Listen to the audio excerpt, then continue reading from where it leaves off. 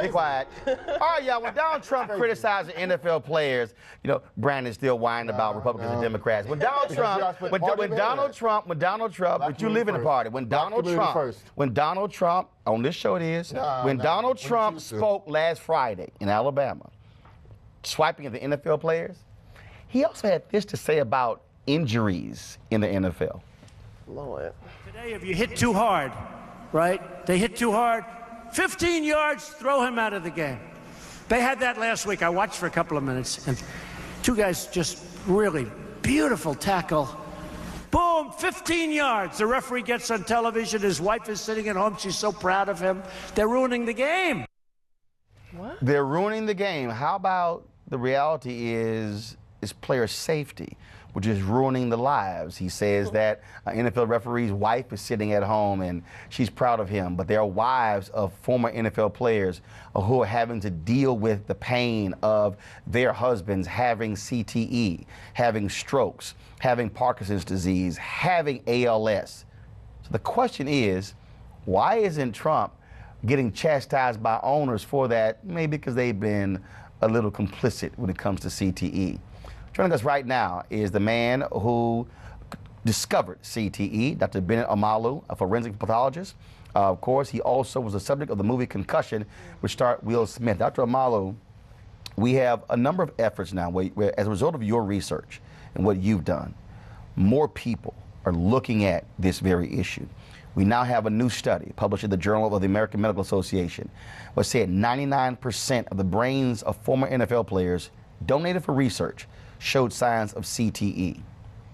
Your thoughts on what this president had to say? Was he dismissive of CTE and its impact? Well, you know, thank you for having me, by the way. Very recently in our country, I'm beginning to notice that we are developing a culture of alternative truths. Rather than embracing the truth, which many times could be inconvenient, we would rather develop our own alternative truths and live by the alternative truths. Of course, what the president said is not pro-life, because many times we believe pro-life is simply about abortion. No, it's not. Pro-life is about sustaining and upholding the humanity of all of us. So when a grown-up man, a human being like myself, suffers repeated blows of the head, in one game, a football player will receive about 60 to 62 blows. And some of those blows are equivalent to a car traveling at about 30 miles an hour, ramming into a brick wall. Remember, the human brain is 60 to 80% water. And each and every blow you suffer damages your brain. So this is not something that reflects who we are as Americans. My middle name is African, Ifa Kandu.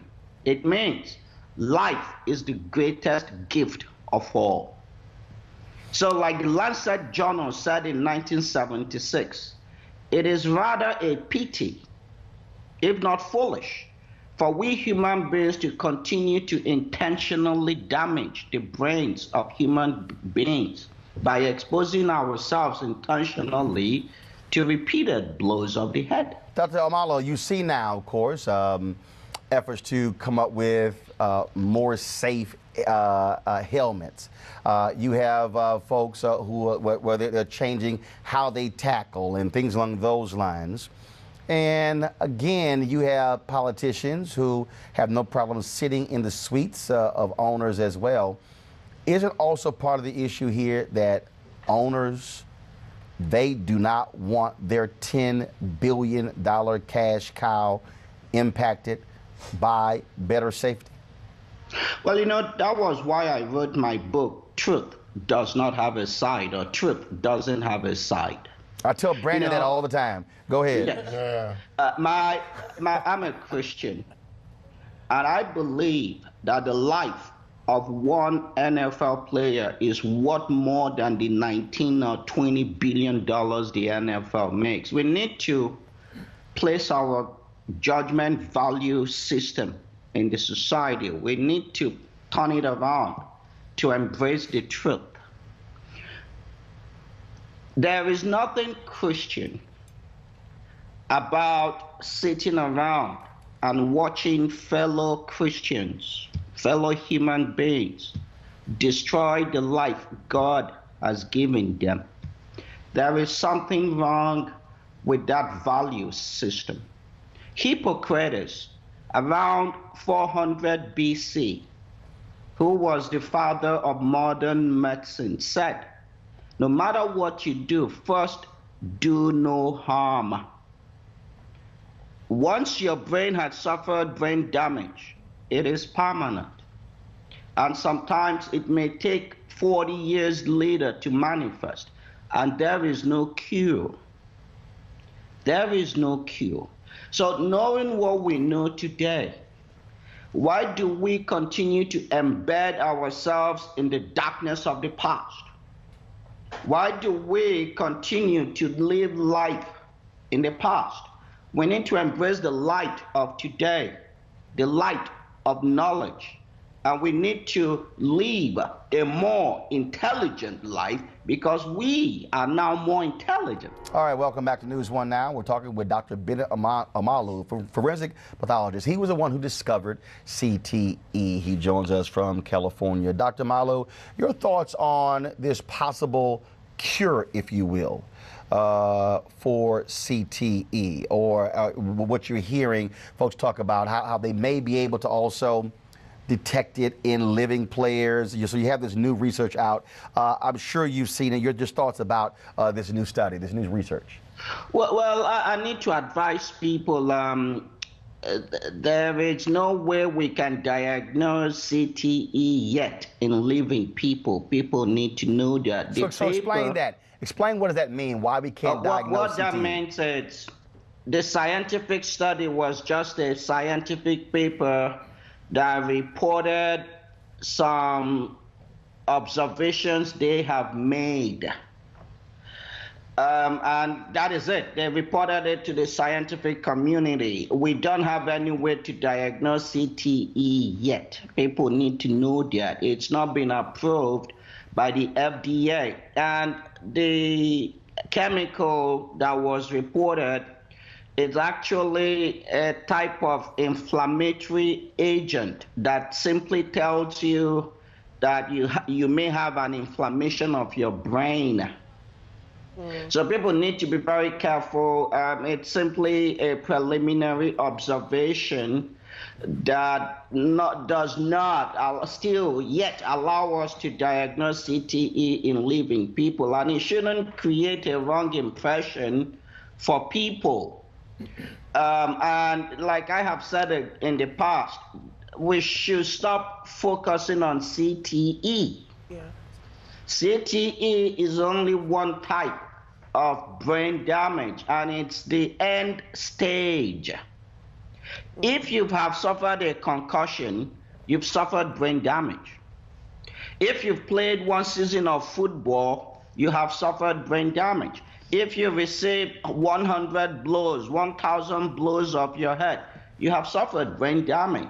With or without CTE, with or without a helmet.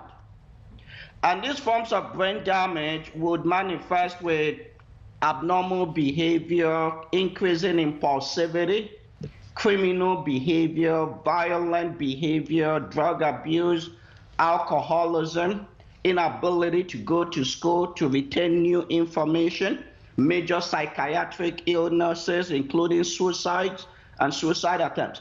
That is where the focus should be. And there is no cure.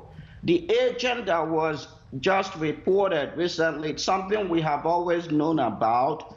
It's a marker. When it's elevated in your blood, it shows there may be something wrong with your brain, period. But I think the news media misappropriated the science, and it's beginning to make people believe, oh yes, we cannot diagnose CTE in living people. No, we cannot. Got it. But even when we diagnose it, people need to know this. Right. It doesn't make any difference. There's no cure. Yeah. So the best cure is prevention. And that is why my position has always been no child under the age of 18 in America today should play football, ice hockey, rugby, mixed martial arts, boxing, and wrestling. Yeah. Amber, Dr. Omalu, 1 second. Amber, go ahead. I think the issue that you're saying, and I recently dived into this, is because I care so deeply against violence against women. And I know that that is a big issue with NFL players. And watching Concussion and seeing the direct link to this medical disease. And I'm wondering, what is the role of the players in advocating for themselves? Have you seen them take a higher stance of really holding the NFL accountable to making these rules against pee-wee leagues and younger leagues to protect these players long term? Is there a push for players to come together and push back against the NFL ignoring this issue? Doctor? Well, my position, people will be shocked at what I have to say. Let us stop making this about the NFL. This is not about the NFL. The NFL is a corporation. What do corporations do? Corporations make money. They generate revenue. Right. They turn out profits. Corporations either sell a product or provide a service. The NFL, the product they sell is football. The service they provide is entertainment. The NFL is not in business to provide health information. The NFL is not in business to provide health education. The NFL is not in business to protect your brain. The NFL is not in business to take care of your child for you. That is not what they're in business for. The NFL is in business to sell football and make as much money as possible. I will never expect the NFL to do something tangible. That is not their business. So that was why I wrote my book. This is about each and every individual, each and every parent. This is America, where we have the freedom, liberty, and free will to be ourselves. Yeah. So each and every parent should ask himself that question. Is the life of my child worth more to me than the excitement of football? Dr. Bennet Omalu, that's the question. We appreciate it. Tell folks again the name of your book. Truth doesn't have a side. Each and every parent in America must buy that book and read it. So that you wouldn't call me 10 years from now, no, Dr. Omalu, I wish I had known. Well, Dr. Omalu, we appreciate you being with us, and good to see you again. You take care. Thank you. Bless you. Weekdays on TV One. I will never lie to you. Oh, my God. Roland Martin. He doesn't want to talk to us. He wants to ignore us. Uncensored. Hell no. That ain't gonna cut it, boo. Unapologetic. No, that is fundamentally false. You are wrong. Unfiltered. He wants an America where we all look alike. He ain't talking about black people. Unrelenting. You better go work out, because you got a fight on your hands. NewsOne Now with Roland Martin. Weekdays at 7 a.m. on TV One.